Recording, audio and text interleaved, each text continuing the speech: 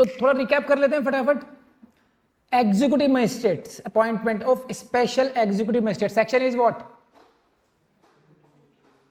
Special executive magistrate is appointed under section 20.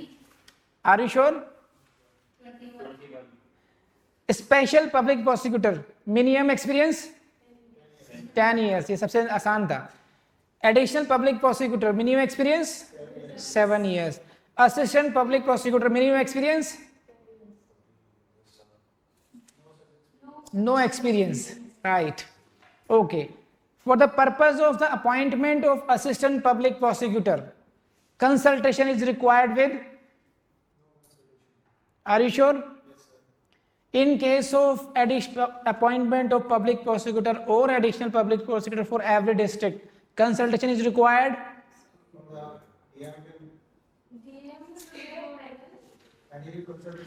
DM shall prepare a panel in consultation with the session judge, and from that panel suitable person should be appointed as additional public prosecutor or public prosecutor. And for the purpose of the High Court, who will appoint the additional public prosecutor? Okay, good. Directorate of Prosecution. There shall be Director of Prosecution. Section. It was added by which Amendment Act? 2005 amendment, and that is with effect from date 23/6/2006 से. Okay. How many directors should be there in director prosecution? How many deputy directors should be there? Deputy directors as many as, and the director should be the head of the director of prosecution, but he should act under the control of head of the home department. And how the director will be appointed? Minimum qualification not less than 10 years. As a doctor, ये कौन बताएगा? Okay. And the appointment of director should be by Chief Justice of India. Okay, fine. So ये tips होनी चाहिए आप लोगों के. इससे आगे एक बात बढ़ाते हैं थोड़ी सी, है ना. This is regarding the powers. We have seen the sections regarding the establishment of courts. We have seen the establishment of session court under section what? 9. Session court 9. Who shall establish the session court? State government. And in consultation, whether consultation required or not? Not required. Who will appoint the presiding officer of the session court? High Court. Who will appoint the additional session judge? High Court. Who will appoint the assistant session judge? High Court. Assistant session judge shall be subordinate to session judge, not to the additional session judge. है कि नहीं है? He shall be subordinate to the additional, not additional, session judge. Got it. Appointment of judicial magistrate class first. Section 11. Appointment of special judicial magistrate section 13. तो आपको इस तरीके से याद होना चाहिए, बहुत जल्दी अभी ऐसा होना चाहिए. तो हम लोगों ने फिर आगे आज बात करनी है हम लोगों ने कि जो पावर्स, ये जो ऑफिसर्स का अपॉइंटमेंट हुआ है, सेशन जज हो गए और जुडिशियल मैजिस्ट्रेट हो गए, इनकी पावर्स के बारे में चैप्टर है ये. बढ़े आगे. This is regarding chapter 3, powers of the court.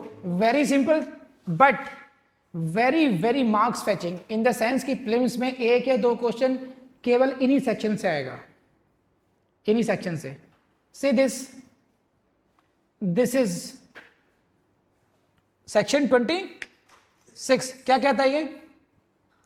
Courts by which offences are trial means trial courts. Which courts should be trial courts? Section 6 में क्या था? In case of section 6 हमने क्या पढ़ा था? Classes of criminal courts, है ना? This is what? Trial courts. कौन कौन से ट्रायल कोर्ट होंगे? क्या? Subject to the other provisions of this code, any offense under the IPC may be tried by these courts: High Court, Court of Session, or any other court by which such offense is shown in the first schedule to be triable. So please see this slide for this purpose and everything will be very clear to you. This is the section 26 dealing with trial courts. Trial courts. So there are two parts of this section. There are two parts of section 26. One is what? Any offense under the IPC, and this is any offense under any other law. There are two parts. One part is dealing with what? Offenses under the IPC, and other part is dealing with offense under any other law. अन्य law में कौन कौन से वो होंगे? एक IPC हो गया और दूसरा क्या हो गया? अदर लॉज हो गए, जैसे पोक्सो एक्ट हो गया, प्रोविजन ऑफ डॉरी एक्ट, ठीक। तो इस तरह के जो अदर एक्ट्स हैं उनमें उसमें कैसे कैसे होगा। इसमें ट्रायल कोर्ट्स कौन कौन सी होंगी? In this case High court, session court, और third any other court by which such offence is shown in the first schedule to be triable. तो जो फर्स्ट शेड्यूल है, please see your bare act, go to the first schedule, वहां पर लिखा होता है column में, please see first schedule CrPC bare act, कौन सा कॉलम है? कोर्ट्स 6 कॉलम में, वहां पर लिखा मिलेगा आपको trial by session court, trial by judicial magistrate class first, इस तरीके से एनी मजिस्ट्रेट ऐसा मिलेगा आपको। तो 3 कोर्ट्स हो गए ट्रायल की, हाई कोर्ट, सेशन कोर्ट और any other court by which such offence is shown in the first schedule to be triable. तो these are the trial courts as per the section 26। अब तो नहीं भूलेंगे उसमें। सेक्शन 6 में कौन सा हो गया कॉलम में? सॉरी, कॉलम 6 में क्या है? कौन सी कोर्ट? 5 में क्या है कॉलम में? 4th में क्या था? हाँ, तो ये हम लोग पढ़ चुके थे, cognizable, non cognizable, bailable, non bailable, और फिर by which court it is tribal. तो ये आपको ये गाइडेंस कहाँ से मिलती है आपको? शेड्यूल 1 से मिलती है। अब अदर केस में क्या है? Any offence under any other law क्या है? Court mentioned in such law.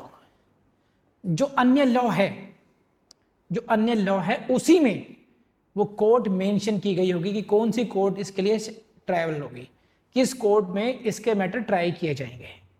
समझे आप लोग? जैसे प्रिवेंशन ऑफ करप्शन एक्ट है, तो उस एक्ट में ये लिखा होगा कि कौन सी कोर्ट इसको ट्राई करेगी। Trial prevention of corruption act से रिलेटेड ऑफेंसेस का ट्रायल कौन सी कोर्ट में चलेगा? तो या तो एक्ट में मेंशन हो, ठीक है, या फिर when no such court is mentioned, then again any other court by which such offense is shown in the first schedule to be trial. Please again go to your first schedule, that is the second table, last में table देखो, first schedule में सीधी second table,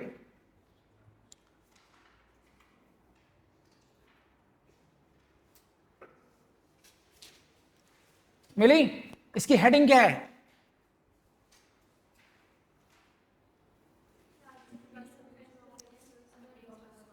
against other laws. अब यहां पर आपको classification दे रखा होगा as per the punishment, as per the punishment. सब तो क्या करने वाले हम लोग? हम लोगों ने क्या कहा था? सॉरी सारा रिदम बिगाड़ दी। सेक्शन 26 का सेकंड पार्ट क्या था? Any offence under any other law. IPC के बारे में हमने देख लिया। आईपीसी में क्या था कि पहले high court, session court and in other cases we will see the first schedule की कौन सी कोर्ट को ट्रायल कोर्ट दिखाया गया, फर्स्ट शेड्यूल के कॉलम नंबर 6 में दिखाया गया वो। Got it? अब उन लॉज के बारे में बात करते हैं जो आईपीसी से अन्य लॉ है, लॉज अदर देन आईपीसी। उनके बारे में क्या है? या तो उसी लॉ में वो कोर्ट मेंशन की गई होगी, विद इन दैट लॉ बताया गया होगी भाई इसको सेशन कोर्ट का में ट्राई किया जाएगा या मजिस्ट्रेट कोर्ट ट्राई की जाएगी या इसके लिए अलग से कोई स्पेशल कोर्ट स्टैब्लिश किया जाए, ऐसा भी हो सकता है। तो that court will be mentioned in that law itself. But if it is not mentioned in that case, then you will have to again come to the first schedule, that is a second table. Second table में आपको क्या दिया हुआ है? There is a categorization of trial courts as per the punishment. दिखाओ जरा, back दिखाओ जरा मुझे फटाफट, show me fast, please see this. This is second table in schedule first. It says what? Column number first. If punishable with death, imprisonment for life or imprisonment for more than 7 years. the offense will be cognizable, non bailable and the court of session. So this is a formula. If the offense is punishable with more than 7 years, if the imprisonment is more than 7 years, then the trial court will be session court. If it is 3 years and upwards but not more than 7 years, then it is magistrate of first class, and in other cases it is any magistrate. तो you will be guided by this first schedule. तो इसको आप याद कर लीजिए, because यहाँ से prelims के क्वेश्चंस इस टेबल से आए जाते हैं कि अगर कोई ऑफेंस ऐसा है, this offence is punishable with imprisonment for less than 3 years, तो whether it will be bailable or non bailable, it will be bailable. तो दिस इस टेबल से आपसे प्रीलिम्स से क्वेश्चन पूछे जाते हैं, मेन से क्वेश्चन कोई नहीं पूछा जाएगा यहाँ से. तो दिस इज रिगार्डिंग सेक्शन 26. कर लेंगे आप लोग. अब now come to section 27. Very simple, इसमें कुछ है नहीं. क्या करता है ये? It deals with the jurisdiction in case of juveniles. Now JJ act में जो डेफिनेशन है that is different now, but now we are dealing it with as per the CrPC. क्या कह रहे हैं? कौन से section 27 deals with what offences? याद कर लीजिएगा इसको. Offences not punishable with death और एक बार offender under the age of 16 years when he appears or is brought before the court. Please try to understand. generally हम लोग जो एज है, एज की कैलकुलेशन कब करते हैं? On the date of commission of the offence करते हैं, कि जिस दिन उसने अपराध किया उस दिन उसकी उम्र क्या थी. बट 27 की जो लैंग्वेज है इसमें क्या है कि offender being under the age of 16 years, not 18 years, but when he appears or is brought before the court. तो he is the offender. Juvenile है, देखो कितना मासूम है बेचारा, but he has not committed offense not punishable with the death or imprisonment for life. अगर ये दोनों कंडीशन मीट आउट हो रही हैं, देन कौन सी कोर्ट ट्रायल करेगी? This is such offence may be tried by court of the CGM, chief judicial magistrate, और एनी कोर्ट स्पेशली एम्पावर्ड. या तो सीजीएम की कोर्ट में ट्रायल चलेगा या फिर कोई अन्य कोर्ट स्पेशली एम्पावर्ड हो. अब क्या हो रहा है? बिकॉज जेजे एक्ट अलग से बना दिया गया है, उसमें डेफिनेशन कहेंगे अंडर 18 हो गया है वो, और उसके लिए अलग से जेजे बोर्ड बनाया गया है. तो ऐसे ऑफेंडर्स का, जुवेनाइल्स का ट्रायल कहाँ चलता है? जेजे बोर्ड में चलता है, जुवेनाइल जस्टिस बोर्ड में चलता है, ना कि सीजीएम की कोर्ट में चलता है. बट ये तब का है, सीआरपीसी में एक प्रोविजन है, तो यहां पर आ गया any court specially empowered. Now the court specially empowered is what? JJ board. Otherwise rule is what? यहां पर जो ध्यान रखने वाली बात है कि सीआरपीसी में जो कंफ्यूज जहां पे हो सकते हैं आप लोग, 18 ईयर से कंफ्यूज मत होना. यहां पर एज की रिक्वायरमेंट क्या है? Under 16 years age. And that to the calculation कब करनी है? कैलकुलेशन है व्हेन ही अपीयर्स और is brought before the court, on the date when he appears before the court. तो नेचुरली ऑफेंस उसने पहले ही किया होगा, उसमें और भी छुटा रहा होगा, लेकिन फिर भी टेक्निकली जो लैंग्वेज है सेक्शन 27 के पर सीआरपीसी वो यही है. This is different from JJ board, JJ act. समझ रहे हैं आप? कर लेंगे, लेकिन कहां पर एप्लीकेबल नहीं है? Offence if the offence is punishable with death, if the or of the offence is punishable with imprisonment for life, then this section is not applicable. बहुत टेक्निकलिटीज कुछ है नहीं. जहां जहां से प्रीलिम्स से क्वेश्चन आएंगे मैंने बता दिया आपको. एज का ध्यान रखेंगे, डेट ऑफ कैलकुलेशन ध्यान रखेंगे, कब एप्लीकेबल नहीं होगा ये ध्यान रखेंगे, कौन कौन सी कोर्ट हैं सीजीएम और स्पेशली एम्पावर्ड याद रखेंगे. सेक्शन 27. बढ़े आगे. This is very important actually. Section 28, 99% question आपको यहां से मिलेंगे, सेक्शन 28 से और 29 से. क्या कहता है ये? Sentences which High Courts and session जजेस may pass. Section 28 dealing with the powers of the high court and session जज. High Court may pass any sentence authorised by law. There is no limit for the high Court. It may pass any sentence authorized by law. कर लेंगे. Question आपसे ये पूछा जाएगा कि High Court की punishing power कितनी है? तो this is any sentence, whether it is the death sentence, sentence of death, whether it is the sentence of imprisonment for life, or unlimited fine, it may be anything, it may be anything. तो please mind it, कर लेंगे। अब देखो ये आएगा, this is what a session जज or additional session जज, कोई भी हो, सेशन जज और एडिशनल सेशन जज may pass any sentence authorise by law. यहां तक दोनों सेम है, लेकिन ये हाथ आया और ये फिर दूसरा आ गया। एनी सेंटेंस कहां पर रेस्ट्रिक्शंस हैं क्या? But any sentence of death, any sentence of death pass by any such जज shall be subject to the confirmation by the high Court. कि अगर सेशन जज या एडिशनल सेशन जज, सेशन जज या एडिशनल सेशन जज को डेथ पेनल्टी देते हैं, डेथ सेंटेंस देते हैं, तो वो कंफर्म होकर आएगी हाई कोर्ट से। हाई कोर्ट अगर कंफर्म करती है डेथ सेंटेंस को तभी दिया जाएगा, अदरवाइज नहीं दिया जाएगा। और कंफर्मेशन के लिए कौन सेक्शन देना पड़ेगा आपको? सेक्शन 3, प्लीज देख लो जरा, 366। Sentence of death to be submitted by the court of session for confirmation, section 366 पढ़ लीजिए एक बार जरा। When the court of session passes a sentence of death, when the court of session passes a sentence of death, the proceedings shall be submitted to the high court and the sentence shall not be executed unless it is confirmed by the high court. जब तक high court उसको confirm नहीं करेगी death sentence को, तब तक उसका death sentence का एग्जीक्यूशन नहीं होगा। फांसी की सजा तब तक नहीं दी जा सकती जब तक कि हाई कोर्ट उसको कंफर्म नहीं करे। तो ये सेक्शन बहुत इंपॉर्टेंट है कि कंफर्मेशन कौन से सेक्शन में होनी जरूरी है? सेक्शन 366। और इसके बाद में आपको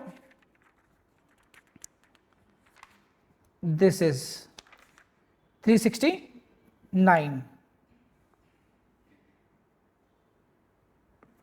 प्लीज इसके साथ जब आप 366 पढ़ोगे तो इसके साथ क्या पढ़ना पड़ेगा? 369 पढ़ना पड़ेगा। क्या कहता है ये?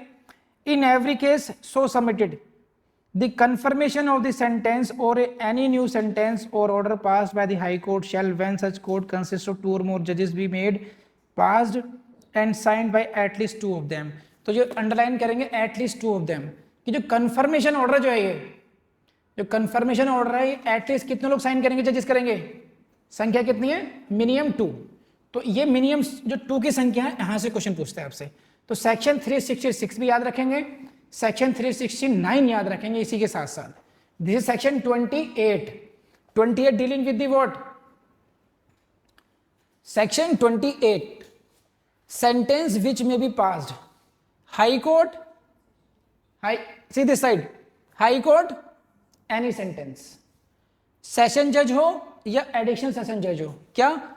Any sentence but death sentence should be confirmed by high court. और इसी में लिख लीजिए, आगे हिंट बना के लिख लीजिए, सेक्शन 366 पब्लिक 369 कर लेंगे आप। अब then comes the assistant session जज। इनकी पावर क्या है? Imprisonment up to 10 years. तो बियॉन्ड 10 ईयर्स नहीं दे सकते ये। तो ये आप जैसे टेबल याद होते हैं, 5 बन जाओ 5, 5 2 10, 15, 20, 25, 30, इस तरीके से रटा होना चाहिए आप लोगों को। ये कहीं आपसे मेंस में नहीं पूछेगा, लेकिन प्रीलिम्स में हर बार पूछेगा आपसे। तो आपका एग्जाम आने वाले हैं जल्दी, तो बहुत जल्दी घुटिए इन सबको। पढ़े आगे। Now come to section 29, sentences which magistrate में पास। 28 is what? 28 was for the high court and session courts, 29 is for the magistrates. क्या कहता है ये स्लाइड देख लीजिए, सब समझ में आ जाएगा आपको। Section 29 sentences which may be passed by CJM, imprisonment up to 7 years and fine unlimited. There is no limit on fine. Direct language में नहीं लिखा हुआ, लेकिन उसका मतलब यही है, imprisonment up to 7 years। उसमें नेगेटिव तरीके से लिखा है कि 7 ईयर से ज्यादा नहीं देंगे। इट मीन्स क्या हुआ? अप टू 7 ईयर्स दे सकते हैं। ऐसे ही judicial magistrate first class, imprisonment up to 3 years, but fine की लिमिटेशन है 10,000, 10K मीन्स 10,000। इसी तरीके judicial magistrate second class, imprisonment up to 1 year and fine up to 5K means 5000। बस ये तो उसमें था ही नहीं है, it should be deleted from here. कर लेंगे अब, दोबारा कराना है क्या? 29 CJM judicial magistrate first class, judicial magistrate second class, 7 years, 3 years, 1 year, 5000, 10,000, no limit.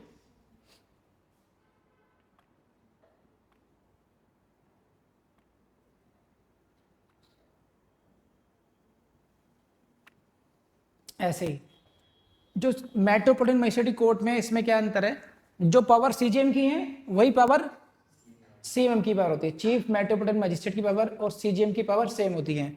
ऐसे power of judicial magistrate first class, JMIC बोलते हैं इसको, power of the judicial magistrate first class equal to power of the metropolitan magistrate. अब ये और देख लीजिए, section 30 very important.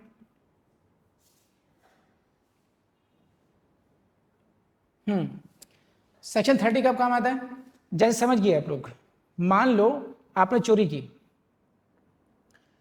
की और चोरी का उसमें अपराध में आपका ट्रायल चला और कन्विक्शन हो गया। कहाँ चलेगा ट्रायल? मजिस्ट्रेट कोर्ट में।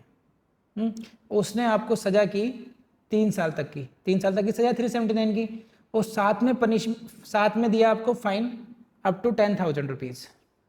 अब आप यही कहेंगे कि 10,000 अगर फाइन भर देता तो चोरी क्यों करता? तो उसकी जगह जो 10,000 अगर आप जो फाइन नहीं दे पा रहे हैं उसे कहते हैं इन डिफॉल्ट। जो 10,000 का जो फाइन आप पे इम्पोज किया था, अगर आप नहीं भर पा रहे हैं, उसके बदले में जो आपको सजा मिलनी है उसे क्या बोलते हैं? Imprisonment in default of fine. अगर आप फाइन नहीं दे रहे हैं, उसके डिफॉल्ट में आपको कितनी सजा मिलनी चाहिए, that is calculated on the basis of provision of section 30 CRPC। क्या कहता है? पहला लिमिटेशन क्या है? It should not be in the excess of the powers of the magistrate. Magistrate को जितनी पावर है उसके लिए, उस ऑफेंस के लिए, उससे ज्यादा नहीं होनी चाहिए। क्वेश्चन कहां से आएगा मेनली? अगर क्वेश्चन अटेंड करना है, कुछ सब कुछ भूलना है, केवल याद रख लीजिए, it should not exceed 1/4 of the term of the imprisonment provided for that offence. उस ऑफेंस के लिए जैसे 379 का 3 साल तक की सजा है, तो उसका 1/4 कितना हो गया? 9 मंथ। तो 9 मंथ तक की सजा दी जा सकती है बस में। और दूसरी बात ये जो होगा इन एडिशन होगा कि 3 साल वो और 9 महीने इसके पनिशमेंट डिफॉल्ट के लिए। तो 3 साल और 9 महीने की सजा होगी टोटल उसको। फिर ये it should be in excess to substantive sentence of imprisonment. वो कितना है? 3 साल का। तो क्वेश्चन आपको ये याद रखना है, जो क्वेश्चन कहां से होगा? Section 30 dealing with what? Imprisonment in default of fine. Second point. Third point, it should not exceed 1/4, यानी कि मैक्सिमम पनिशमेंट कितना होगा? 1/4 ऑफ दैट ऑफेंस हो जाएगा। सही है? और it should be in addition to that. ये 4 पॉइंट याद कर लेंगे, आपका क्वेश्चन हो जाएगा। इसके बाद में आपका क्वेश्चन आता है 31। 31 थोड़ा नहीं, बहुत टेक्निकल एक्चुअली, और उसके लिए आपको ये IPC सी, क्योंकि इसमें सेक्शन 71 ऑफ IPC बहुत ट्रिकी है वो, तो जो सेंटेंस वाला पार्ट IPC का है 71 उसके आसपास के, section 31 will be dealt with दो सेक्शंस एक्चुअली। तो जब आपको मैं IPC में उन सेक्शंस की बात करूंगा, then I will deal with this section 31, क्योंकि इनको अलग अलग पढ़ाने का कोई मतलब नहीं है। एक क्लास यहाँ लो और एक क्लास वहाँ लो, IPC के सेक्शन 71 को समझा करके ही। क्यों? क्योंकि ये इसकी लैंग्वेज ही कह रही है subject to the provisions of section 71 ऑफ द IPC। 71 अपने आप में एक लेंदी सेक्शन है, थोड़ा ट्रिकी है वो, इतना आसान नहीं है। तो पहले आपको 71 समझना पड़ेगा, देन आपको 31 समझना पड़ेगा, तो उसके लिए एक अलग से ही पूरी क्लास होगी। Got it? तो right now this is regarding section 30 तक। तो हमने कितने सेक्शन किए इसमें? केवल 26 to 30 हो गए। यहां से क्वेश्चन बताएंगे भैया। तो आज तक की क्लास यहीं तक बस ये पे।